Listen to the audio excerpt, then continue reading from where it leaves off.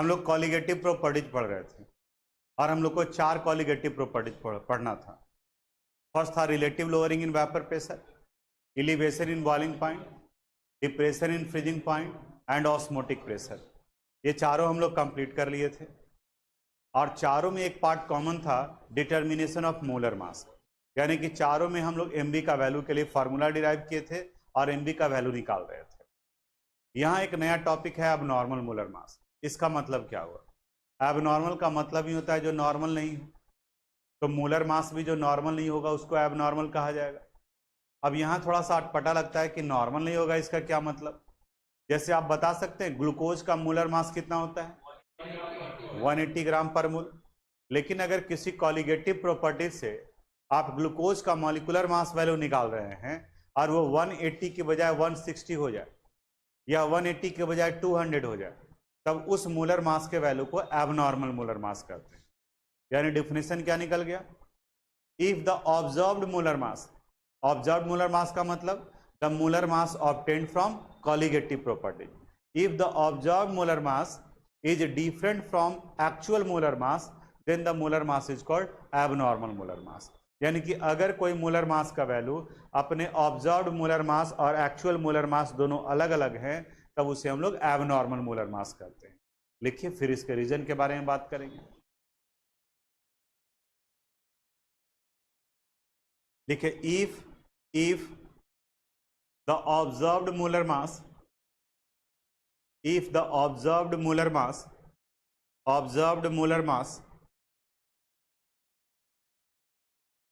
obtained from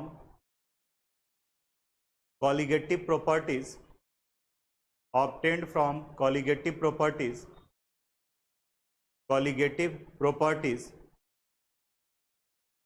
are different from colligative properties are different from actual molar mass, different from actual molar mass, then the observed molar mass, observed molar mass is called, observed molar mass is called abnormal molar mass, is called abnormal molar mass, abnormal molar mass। Paragraph change। Such abnormalities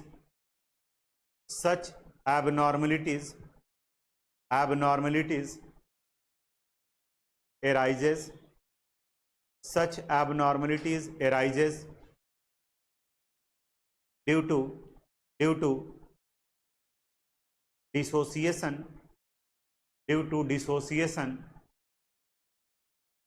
or association, due to dissociation or association of solute, dissociation or association of solute in solution, in solution। सुनोगे अब? यानी यहां बता रहा है कि colligative properties वैसे properties को कहते हैं जो नंबर ऑफ मोल पर डिपेंड करता है। अब अगर किसी सॉल्यूट का 1 मोल आप डाल रहे हैं और सॉल्यूशन में जाने के बाद में वो टूट जा रहा है, जैसे सोडियम क्लोराइड, बताओ फार्मूला सोडियम क्लोराइड का NaCl। बताओ ये इसके कितने मोल को रिप्रेजेंट कर रहा है? 1 मोल। यानी कि यहां पर ये 1 मोल है, लेकिन जैसे ही से वाटर में आप डिजोल्व करोगे तो अब ये ब्रेक कर जाएगा Na++Cl-, यानी अब ये कितने मोल में कन्वर्ट कर गया? 2 मोल में कन्वर्ट कर गया। तो कॉलिगेटिव प्रॉपर्टीज तो डिपेंड करता है नंबर ऑफ मोल पर। तो आप डाल रहे हैं 1 मोल, आपको लग रहा है कि ये 1 मोल है, लेकिन सॉल्यूशन में जाने के बाद ये कितने मोल जैसा बिहेव कर रहा है? 2 मोल के जैसा। तो जो ऑब्जर्व मोलर मास का वैल्यू आएगा वो एक्चुअल मोलर मास से डिफर करेगा।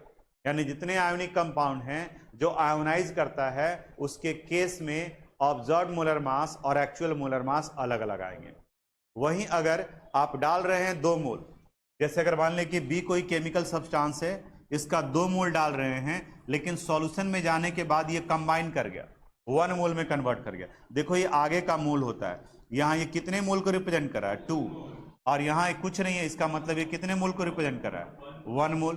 तो यहाँ एसोसिएशन हुआ और यहाँ पर क्या हो रहा है डिसोसिएशन। तो अगर किसी सॉल्यूट का डिसोसिएशन या एसोसिएशन हो रहा हो तब उस कंडीशन में ऑब्जर्व्ड मोलर मास का वैल्यू एक्चुअल मोलर मास से डिफर करता है, और वहां जो मोलर मास का वैल्यू आएगा उसे हम लोग एबनॉर्मल मोलर मास करते हैं। अब आया कि इसको करेक्ट कैसे करेंगे, तो इसको करेक्ट करने के लिए वान 't हॉफ के द्वारा एक फैक्टर दिया गया जिन्हें हम लोग वान 't हॉफ फैक्टर कहते हैं। वान 't हॉफ फैक्टर लिखो, to correct the abnormalities, to correct the abnormalities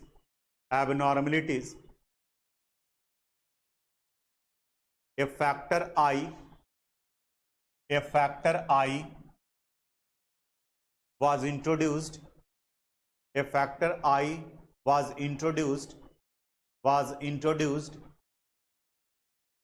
known as Van 't Hoff factor, known as Van 't Hoff factor. Van 't Hoff factor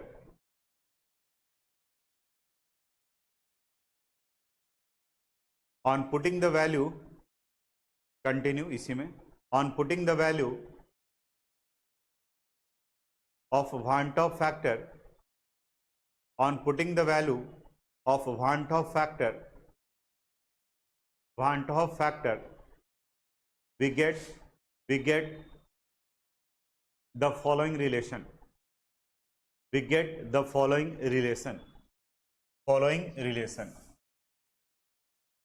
चलो अब board पर ध्यान देना। हम लोग 4 कॉलिगेटिव प्रॉपर्टीज पढ़े हैं। आप बताओ तो फर्स्ट कॉलिगेटिव प्रॉपर्टीज क्या था? Relative lowering in vapour pressure, और ये रिलेशन था P naught A minus P A by P naught A, and it is equal to कितने के बराबर? Chi B. दूसरा आया था elevation in boiling point, delta T B is equal to K B into M. Third था depression in freezing point, आप बताओ delta T F is equal to K F into M. और fourth पढ़े थे हम लोग osmotic pressure, pi is equal to C into are into T. ये हो गया। अब करा है कि वान 't हॉफ फैक्टर में इन सब को हम लोग उससे मल्टीप्लाई कर देते हैं, यानी यहाँ ये वैल्यू हो जाएगा आई इंटू के बी, यहाँ I into k B into m, I into के एफ इंटू, और यहाँ I into c into are into t. अब सवाल उठता है इस आई का वैल्यू। अब आगे हम लोग को डिस्कस करना है कि आई का वैल्यू कब क्या होगा उसके बारे में, क्योंकि बाकी का पार्ट तो हम लोग का पढ़ा हुआ है, नया आया है तो सिर्फ क्या आया है? आई। अब आई का जो वैल्यू रहेगा उसको यहाँ पुट करेंगे और बाकी का न्यूमेरिकल्स बनेगा। इसको आप नोट कीजिए, यहीं पर नोट में लिखो इसी जगह पर। वान 't Hoff factor is the simplest ratio. Van 't Hoff factor is the simplest ratio of normal molar mass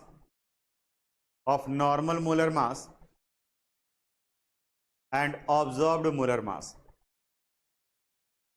Normal molar mass and observed molar mass. Normal molar mass and observed molar mass.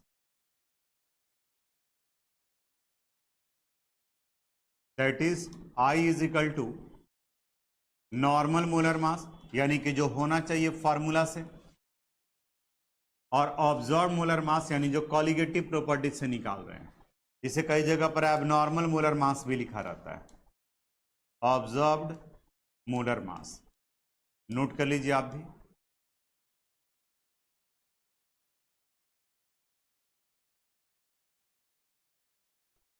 ये देखो आपके book का एक question है exercise का 2.40। इस question में करा है determine the amount of calcium chloride. Amount पूछा जा रहा है तो WB भी निकाल सकते हैं या नंबर ऑफ मोल भी निकाल सकते हैं। बुक में आपका जो है अमाउंट कहा गया तो अमाउंट ऐसे मूल का सेंस निकलता है, लेकिन आंसर दिया हुआ है WB में तो WB भी निकाल सकते हैं। आई का वैल्यू देखो यहाँ ब्रैकेट में दिया है, कितना दिया है 2.47, dissolved in 2.5 liter of water such that its osmotic pressure is 0.75 atmosphere at 27 degree Celsius. जो पूछेंगे वो आप बताना। पहले हम लोग यहाँ पे डाटा सेपरेट कर लेते हैं अकॉर्डिंग टू क्वेश्चन। बताओ पाई का वैल्यू दिया हुआ है 0.75 एटमोस्फेयर, ठीक है। टेम्परेचर बताओ कितना दिया हुआ है 27 डिग्री सेल्सियस, तो कैल्विन में कितना हो जाएगा 300 कैल्विन। देखो 0.75 एटमोस्फेयर है तो आर का वैल्यू बताओ 0.082 litre atmosphere mole inverse Kelvin inverse. कर रहा है आगे क्या, determine the amount of calcium chloride dissolved in 2.5 litre of water, यानी वॉल्यूम दिया हुआ है 2.5 लीटर, तो अगर लीटर लेंगे तो 1000 नहीं यूज करना पड़ेगा, और अगर 1000 यूज कर रहे हैं तो इसको मिलीलीटर में कन्वर्ट करोगे, यानी 2500 मिलीलीटर। भी का वैल्यू दिया हुआ है, आपसे WB का वैल्यू पूछा जा रहा है, MB का वैल्यू निकाल सकते हैं हम लोग। किस केमिकल सब्सटेंस का कहा जा रहा है, कैल्शियम क्लोराइड CaCl2, तो कैल्शियम का 40, क्लोरीन का 35.5 इंटू 2, 40 प्लस 71, बताओ कितना आ जाएगा 111 ग्राम पर मोल। और क्वेश्चन में आई का वैल्यू भी दिया हुआ है, बताओ आई का वैल्यू कितना है 2.47। अब हम लोग फार्मूला यूज करते हैं। नाउ अभी लिखे थे pi is equal to I into c into are into t, या इसी को लिखा जा सकता है I into WB into are into t into 1000 divided by MB into V। आप बताना तो यहां से therefore WB would be equal to क्या आ जाएगा, pi into MB into V divided by, बोलो आई आर टी इंटू 1000, बोलो तो बन जाएगा। सब वैल्यू दिया हुआ है, पाई भी दिया हुआ है, MB दिया हुआ है, V दिया हुआ है, आई दिया हुआ है, आर दिया हुआ है, टी दिया हुआ है, तो सिर्फ वैल्यू पुट करना है और कैलकुलेट करना है। कीजिए 3.42 ग्राम, यही आया ना। चलो अब आगे, अभी ये जो क्वेश्चन बना है इसमें ऑलरेडी आई का वैल्यू दिया हुआ था, ये दिया हुआ है 2.47। अब सवाल उठता है कि अगर आई का वैल्यू नहीं दिया हुआ है तो तब उस कंडीशन में हम लोग कैसे मोलर मास, कॉलिगेटिव प्रॉपर्टीज या बाकी का दूसरा फैक्टर निकालेंगे। तो अब आई का वैल्यू आपको कैलकुलेट करना पड़ेगा, और आई का वैल्यू कैलकुलेट करेंगे हम लोग तो इसके लिए हम लोग दो कंडीशन लेकर के चलेंगे। फर्स्ट कंडीशन है इफ कंप्लीट डिसोसिएशन और association of solution take place in solution. लिखो तो इसको। अब डिसोसिएशन का मतलब बता सकते हो क्या होता है, टूटना, ब्रेक करना। आयोनाइजेशन भी कर सकते हो, और जनरली आयोनिक कंपाउंड सॉल्यूशन में जाने के बाद डिसोसिएट करते हैं। जैसे कुछ एक आयोनिक कंपाउंड के बारे में बात करते हैं हम लोग, अभी मेरे साथ लिखोगे नहीं, कॉपी करने के लिए हम लोग टाइम देंगे आपको। जैसे पहले बात करें हम लोग डिसोसिएशन का, सोडियम क्लोराइड NaCl है, बता सकते हो कैसे आयोनाइज करेगा, Na plus plus Cl minus. अगर हम लोग पोटासियम क्लोराइड लेते हैं तो कैसे आयोनाइज करेगा, K plus plus Cl minus. अगर कैल्शियम क्लोराइड लेते हैं CaCl2 तब आयोनाइज करेगा Ca2 plus plus 2Cl minus. अगर पोटासियम सल्फेट लेते हैं K2SO4 तो आयोनाइज करेगा ये 2K plus plus SO4 2 minus. एक और कंपाउंड है जो अक्सर आई का वैल्यू पूछ देता है, K4FeCN6। ये हम लोग कोऑर्डिनेशन कंपाउंड में इसके बारे में पढ़ेंगे, नोमेनक्लेचर प्रिपरेशन दोनों पढ़ना है इनका। ये आयोनाइज होता है as 4K plus plus FeCN6 4 minus, CN6 4 minus. इन सब जगह पर डिसोसिएशन हो रहा है। अब एसोसिएशन यानी कि जुड़ना, एसोसिएशन में एक कॉमन कंपाउंड है बेंजोइक एसिड C6H5COOH। इसके 2 मोल्स कंबाइन कर जाते हैं और ये डाइमर का फॉर्मेशन कर लेता है C6H5COOH होल ट्वाइस। उसी तरह से अगर मान ले कि 3 मोल्स ऑफ A हैं और ये कंबाइन कर रहा है A3 में, 4 मोल्स ऑफ B है और ये कंबाइन कर रहा है किस में, B4 में। अभी थोड़ी देर के लिए इसको हम लोग रिवर्सिबल ही मान करके चले यहां पर। अब यहां देख रहे हो कि डिसोसिएशन हो रहा है, सबका 1 मोल लिए थे और ये 1 मोल से ज्यादा में टूट रहा है, और यहां पर एसोसिएशन हो रहा है, इन सब का 1 मोल बन गया, 1 मोल, लेकिन यहां लिए थे कितना मोल, 3 मोल, यहां पर 4 मोल। आई का वैल्यू अब यहां कितना होगा, इस जगह पर बताता है कि यहां आई का वैल्यू 1 मोल जितने आयन में कन्वर्ट किया, बताओ यहां कितना आयन बन रहा है, 2। आई का वैल्यू यहां पर 2 होगा। यहां बताओ आई का वैल्यू, एक पोटासियम आयन, दूसरा क्लोराइड आयन। यहां बताओ आई का वैल्यू, यहां आई का वैल्यू, और यहां आई का वैल्यू 5 हुआ। तुम बताओगे जी। यहां बताओ बेंजोइक एसिड का कितना मोल है, 2 मोल से, और जब वो एसोसिएट किया तब कितने मोल में कन्वर्ट किया। ये आगे में जो लिखा रहता है उसको मोल कहते हैं, ठीक है। जो मुस्कुरा रहे हो इसका मतलब तुम कहीं और हो, ठीक है। बराती से ग्राउंड स्टेट पर आ जाओ, ठीक है। अभी भी तुम वहीं टिका हुआ है जहां बाजा बज रहा था, तो यहाँ एग्जामिनेशन में बाजा बज जाएगा, क्योंकि केमिस्ट्री पढ़ते वक्त में चेहरे पे स्माइल कहाँ से आ सकता है। वही मेरा जैसा खड़ूस आदमी पढ़ा रहा है, तुम चेहरे पे स्माइल, इसका मतलब वो क्लास में नहीं है, कहीं और है, ठीक है। तो अगर आ जाते हो ठीक से तो ठीक है, नहीं तो हम बुला लेंगे, ठीक है। आ गए हो यहाँ पे, हाँ ठीक है, तो अब यहाँ ध्यान दो, ठीक है। आई का वैल्यू कितना हो गया, 1/2, क्योंकि ये पहले 2 था और अब किस में कन्वर्ट कर गया, 1 में। यहाँ कितना मोल रिएक्ट कर रहा है, 3 मोल, तो यहाँ आई का वैल्यू कितना होगा, 1/3। जरा गेस करो यहाँ आई का वैल्यू 1/4। जरा और गौर से देखो, एक ऑब्जेक्टिव क्वेश्चन बहुत इंपॉर्टेंट बोर्ड का पूछा हुआ, आई का वैल्यू डिसोसिएशन और एसोसिएशन में कितना होता है। जितने भी डिसोसिएशन हो रहे हैं उन सब में आई का वैल्यू देखो ग्रेटर देन 1 है, 2 है, 2 है, 3 है, 3 है, 4 है, और जहां भी एसोसिएशन हो रहा है आई का वैल्यू 1/2, 1/3, 1/4, 1/5, यानी क्या हो रहा है, लेस देन 1। तो यानी अगर कंडीशन नॉर्मल रहा, यानी कि ना तो डिसोसिएशन हो रहा है और ना ही एसोसिएशन हो रहा है, तब उस कंडीशन में आई का वैल्यू 1 होता है। अगर डिसोसिएशन हो रहा है, ब्रेक कर रहे हैं, तो डिसोसिएशन के केस में आई का वैल्यू ग्रेटर देन 1, और अगर एसोसिएशन हो रहा है, जुड़ रहा है, तब उस कंडीशन में आई का वैल्यू लेस देन 1। तो न्यूमेरिकल बनाने वक्त में भी जरूरत पड़ेगा और बाकी ऑब्जेक्टिव क्वेश्चन में भी इस कंसेप्ट का जरूरत पड़ेगा, बहुत इंपॉर्टेंट है। अगर आप क्वेश्चन देखे होंगे प्रीवियस ईयर वगैरह का, तो वहां पर आपको क्वेश्चन बैंक में नजर आ जाएगा ये, तो इसको आप फिलहाल नोट करो, फिर न्यूमेरिकल पर आते हैं। अब जैसे इसी जगह पर देखो, अगर नॉर्मल कंडीशन है, क्योंकि एक सवाल तो ये भी उठ रहा होगा कि कब हम लोग ये फॉर्मूला यूज करेंगे और कब नहीं करेंगे, हर जगह पर ये फॉर्मूला अप्लाई होगा। अगर नॉर्मल कंडीशन है, यानी कि जहां ना तो डिसोसिएशन और ना ही एसोसिएशन हो रहा है, तो आई का वैल्यू कितना लोगे, 1। तो आप बताओ, तो आई 1 इंटू काई भी करेंगे तो कितने के बराबर, काई भी के बराबर हो जाएगा। यानी ये चारों कॉलिगेटिव प्रॉपर्टीज का वैल्यू सेम होगा हर एक जगह पर। फिर दूसरा सवाल ये उठेगा कि सर हमें पता कैसे चलेगा कि कहाँ डिसोसिएशन या कहाँ एसोसिएशन हो रहा है।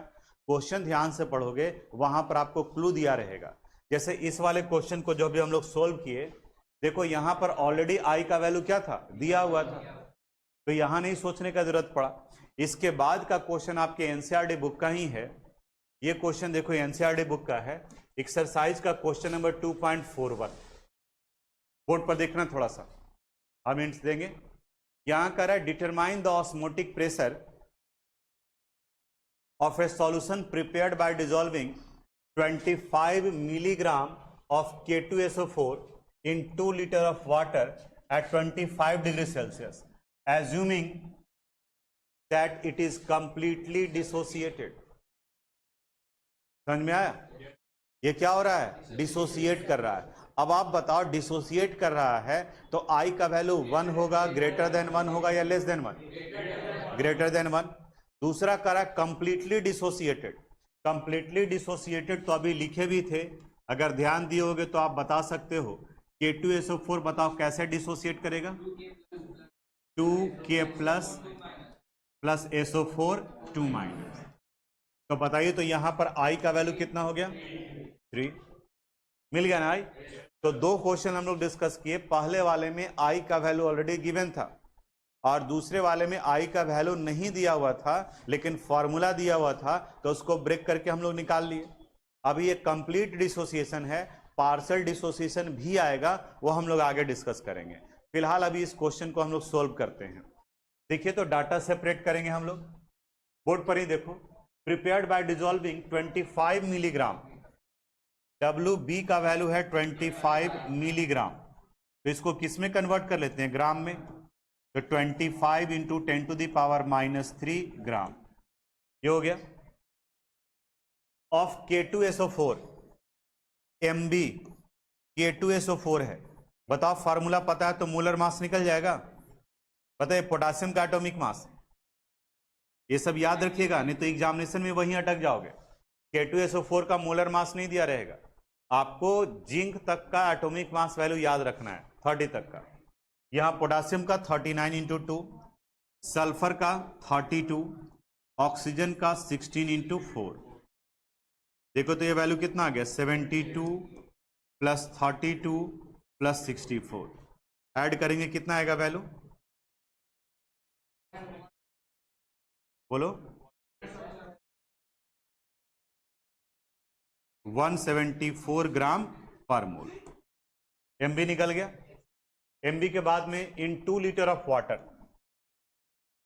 वॉल्यूम दिया हुआ है 2 लीटर, तो अगर लीटर रखेंगे तो फॉर्मूला में 1000 यूज नहीं करेंगे, अगर 1000 यूज करेंगे तो इसको किस में रखना होगा, मिलीलीटर में। तो आप डिसाइड कर लीजिए, अगर कंफ्यूजन होता है बार बार फार्मूला चेंज करने में तो आप इसको भी मिलीलीटर में कन्वर्ट कर दो। 2000 millilitre of water at 25 degree Celsius, temperature बताओ 25 डिग्री सेल्सियस, यानी कितना हो गया 298 kelvin.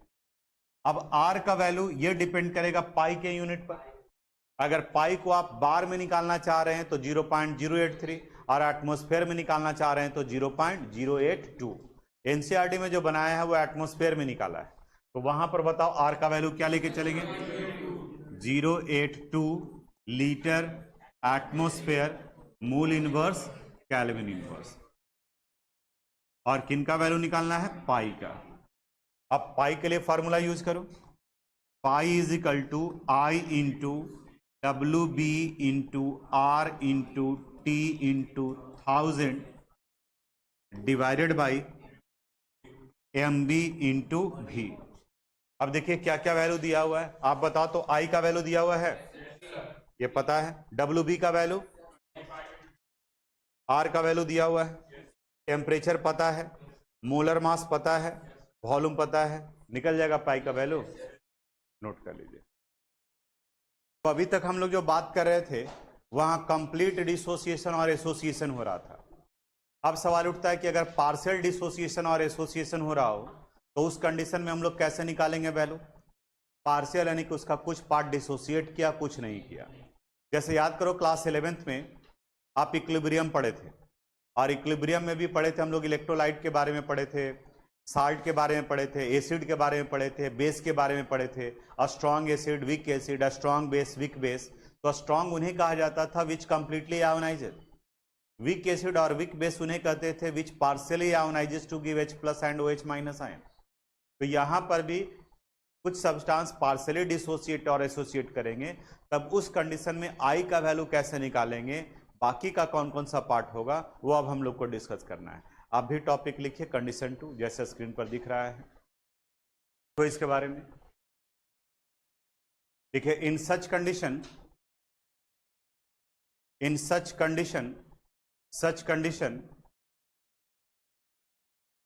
the number of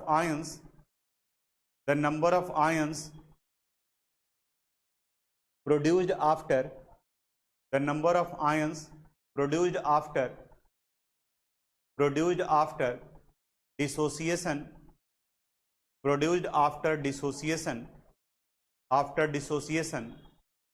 or the number of molecules associated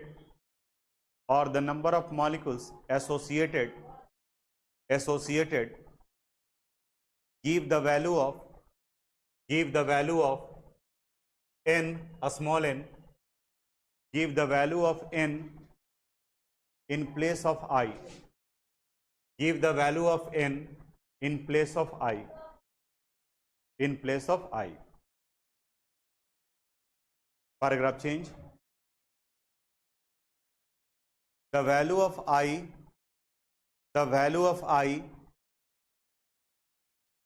and n, the value of I and n are related with degree of dissociation,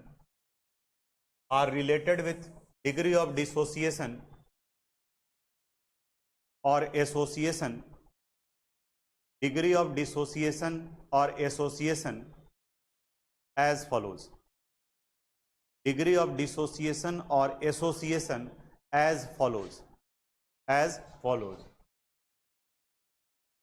Alpha is equal to I minus 1 by n minus 1. Alpha is equal to I minus 1 by n minus 1.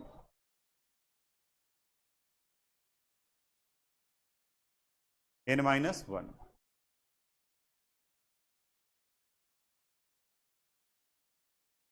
लिख लीजिए, paragraph change. With the help of degree of dissociation, we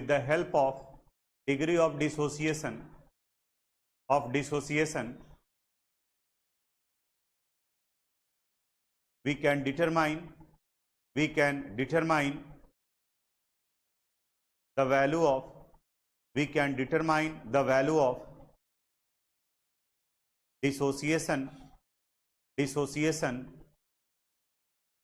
or association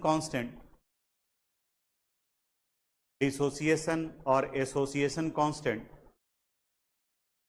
by using the following relation.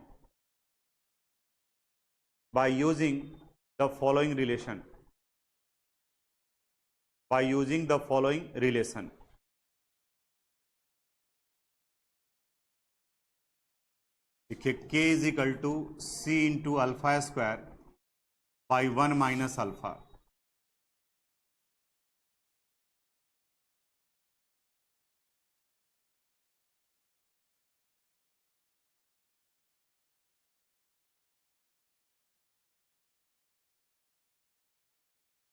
Where K is called dissociation or association constant. Dissociation or association constant.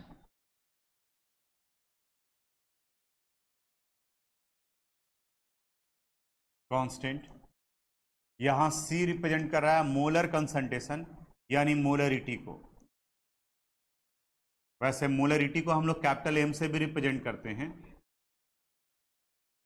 Molarity. और alpha आ गया degree of dissociation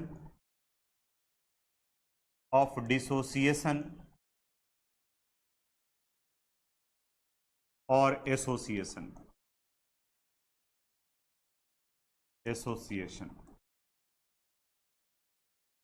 चलो सुनोगे, अब conceptual part है, या नहीं समझ में आएगा तो बाकी आगे वाला क्वेश्चन जो फिर नहीं बनेगा, और बहुत थोड़ा सा एकदम ध्यान दोगे तो आसानी से बन जाएगा ये. अब यहाँ सबसे बड़ा सवाल उठता है कि सर अब कन्फ्यूजन हो गया, अब यहाँ in place of i n का वैल्यू क्यों रखेंगे और ये एन का वैल्यू क्या है. ये देखो यहाँ पर अभी हम लोग डिसोसिएशन और एसोसिएशन लिखे थे, तो यहाँ NaCl KCl पोटासियम क्लोराइड ये आयोनाइज करने के बाद जो I का वैल्यू आ रहा है 2, 3, 4 और यहाँ पर 1/2, 1/3/4, ये I का वैल्यू तब होगा जब कंप्लीट रहे. और जब पार्शियल रहे तो आई की जगह पर किस में कन्वर्ट कर जाएगा, एन की जगह पर। क्लियर है, यानी यही एन का वैल्यू हो जाएगा। अब हमें कैसे पता चलेगा कि कब आई का वैल्यू लेना है और कब एन का वैल्यू? कुछ नहीं, क्वेश्चन में क्लू दिया रहेगा, उसको आपको पकड़ना है। जैसे अभी तक जो हम लोग क्वेश्चन सोल्व किए, तो देखो यहां पर ये लिखा हुआ था इट कंप्लीटली डिसोसिएटेड। तो जब कंप्लीट रहेगा तो वो किसका वैल्यू, आई का, और जब पार्शियल रहेगा तो एन का वैल्यू। क्या पार्शियल लिखा रहेगा? नहीं, हर जगह पे लिखा हुआ कोई जरूरी नहीं है। तब कुछ एक वर्ड को पकड़ना होगा। अगर क्वेश्चन में कहीं पर कैलकुलेट करने के लिए कहा गया डिग्री ऑफ डिसोसिएशन या एसोसिएशन, डिसोसिएशन या एसोसिएशन कांस्टेंट या पार्शियल टर्म यूज किया गया है, तब इसका मतलब ये हुआ कि वहां पर पार्शियल हो रहा है। फिर से, डिसोसिएशन एसोसिएशन टर्म तभी यूज होता है जब वो पार्शियल हो रहा हो, ताकि वो 100%, क्योंकि वो नहीं हो पाता है। तो अगर कहीं पर percentage association dissociation, partial dissociation association या डिसोसिएशन या एसोसिएशन कांस्टेंट टर्म यूज किया गया है, तो इसका मतलब वहां कंप्लीट नहीं, क्या यूज हो रहा है, पार्शियल। और वहां पर वो आई की जगह पर किसका वैल्यू हो जाएगा, एन का। और वहां पर फिर हम लोग अल्फा का वैल्यू निकालेंगे। अल्फा इज इक्वल टू होता है I minus one by N minus one, और जब अल्फा निकल जाएगा तो फिर डिसोसिएशन कांस्टेंट के का वैल्यू भी निकालेंगे। अब ये भी जब क्वेश्चन देखेंगे तभी क्लियर होगा, और क्वेश्चन में जितना पार्ट आपको बोलेंगे आप उतना ही ध्यान दोगे, उसी के ऊपर में कंसंट्रेट करोगे। ये बोर्ड में पता नहीं कितनी बार ये क्वेश्चन पूछा हुआ है, एग्जाम्पल का क्वेश्चन है, यानी कि सोल्व्ड क्वेश्चन है एनसीईआरटी का, लेकिन बोर्ड में कई बार ये रिपीट कर चुका है। ठीक है, क्वेश्चन आप ध्यान से एक बार पढ़िए, उसके बाद जो पूछेंगे वो आप बताना। एकदम सिंपल सिंपल सा सवाल पूछ रहे हैं। पहला सवाल क्वेश्चन में ही लिखा हुआ है, आप बताओ यहां डिसोसिएशन हो रहा है या एसोसिएशन, लिखा हुआ है।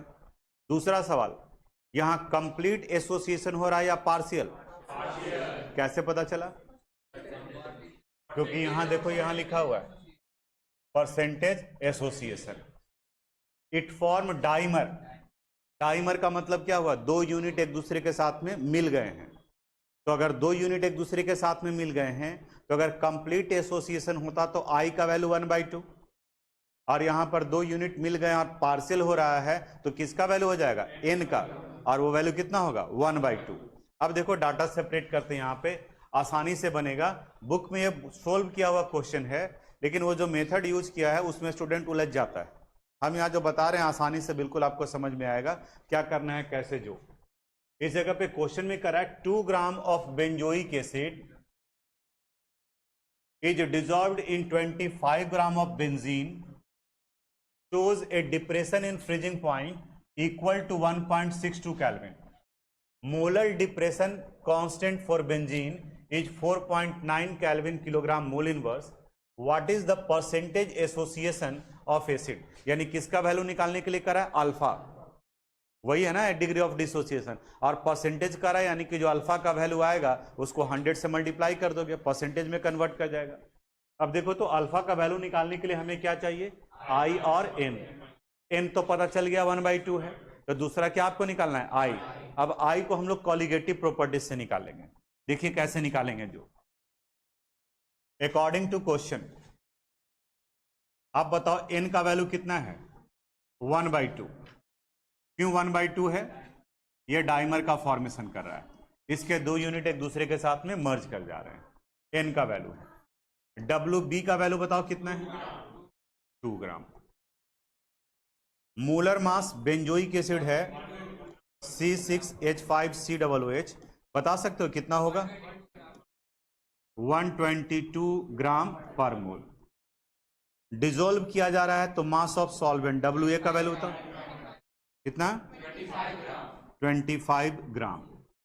ठीक है, डेल्टा TF का वैल्यू बता सकते हैं, डिप्रेशन इन फ्रीजिंग पॉइंट, देखो depression in freezing point equal to 1.62 kelvin, 1.62 kelvin. KF का वैल्यू कितना होगा, 4.9 केल्विन किलोग्राम मोल इनवर्स। अब यहां से आपको निकालना है अल्फा का वैल्यू, तो सबसे पहले आप आई का वैल्यू निकाल लो, और आई जब निकल जाएगा तो किसका वैल्यू, अल्फा का। ये सब क्वेश्चन आपसे ही बनेगा, आप बना लोगे। हम फॉर्मूला अलग करते हैं। देखिए, delta T F is equal to I into के एफ इंटू एम की जगह पर W B into 1000 divided by M B into W A. Therefore I would be equal to, बताओ यहां से क्या आ जाएगा, delta T F M B into W A divided by K F into W B into 1000। देखो तो यहां value दिया हुआ है सबका, डेल्टा टी एफ दिया हुआ है, एम बी पता है, डब्ल्यू ए पता है, के एफ पता है, डब्ल्यू बी पता है, आई निकल जाएगा। जब आई निकल जाएगा तो यहां के बाद में आई का वैल्यू निकालोगे तो ये 0.504 आएगा। आप सोल्व कीजिएगा वैल्यू पुट करने के बाद में। अब बताओ एन का वैल्यू कितना है, 0.5। अब अल्फा का वैल्यू निकालेंगे तो फॉर्मूला होता है I minus 1 by N minus 1, यानी 0.504 माइनस 1 डिवाइडेड बाई 0.5 माइनस 1, यानी ऊपर में बचा minus 0.496 divided by minus 0.5, minus minus cancel हो गया, यानी ये वैल्यू आ गया 0.992, और इसी को अगर परसेंटेज में कन्वर्ट करेंगे तो 99.2%। है समझ में? ये बोर्ड में पूछा हुआ क्वेश्चन है, रिपीटेड क्वेश्चन है बोर्ड का, और आपके लिए इंपॉर्टेंट है क्योंकि इधर रिसेंट में नहीं पूछा हुआ है। बन जाएगा ना आपसे, तो नोट कर लीजिए। यहां पर हम डायरेक्ट उस जगह पर वैल्यू पर पहुंच गए, आपको यहां पर वैल्यू पुट करने के बाद में लिखिएगा, जगह नहीं था इसलिए हम वहां कर दिए। Thanks for watching this video.